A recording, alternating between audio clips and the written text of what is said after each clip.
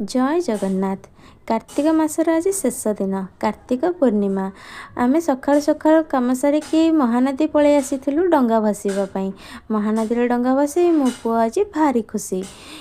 तापर आम चली आसलु मंदिर मंदिर रे सब देवदेवी दर्शन सारिकी आम पहुँची जाइलु अँला गछ पाखरे।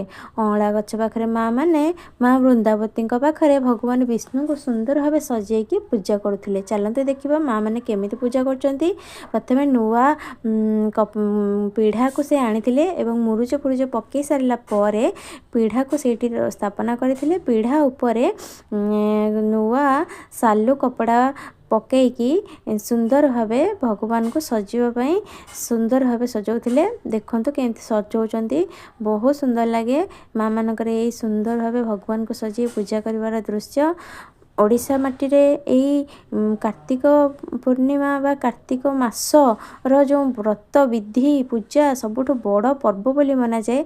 आम समस्ते यही पर्व को प्रायतः पालन कर समस्ते प्रायतः पालन कर बालुकेश्वर महादेव भी पूजा करा पाखरे।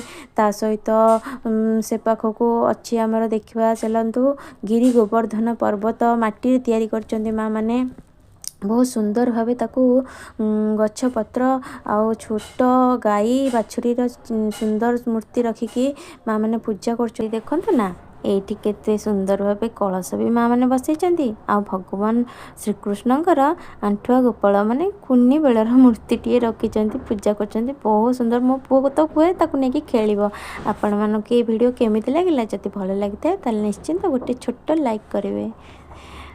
Thank you.